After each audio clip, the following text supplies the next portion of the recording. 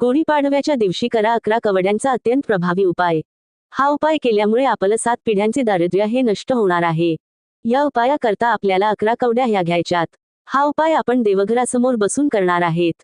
एक प्लेट घ्या, त्यामध्ये आपल्याला थोडे तांदूळ ठेवायचे। त्या तांदळावर आपल्याला या 11 कवड्या ठेवायचेत आणि ही प्लेट उचलून आपल्या देवघरामध्ये ठेवायची। या कवड्यांना आपल्याला हळद, कुंकू, अक्षदा, एक लाल फूल अर्पण करून घ्यायचं। तर देवघरामध्ये बसूनच आपल्याला काही सेवा करायचेत। आपल्याला एक वेळा श्री सुक्तच पठण करायचं, त्याचबरोबर आपल्याला एक वेळा कनकधारा स्तोत्रच पठण सुद्धा करायचं आहे। आणि दोन्ही हात जोडून माता लक्ष्मीच स्मरण करायचं। आपल्या आयुष्यामध्ये असणारे जे संकट आहेत, विघ्न दोष आहेत, दारिद्र्य ते दूर करण्याकरता मनोभावे प्रार्थना करायची।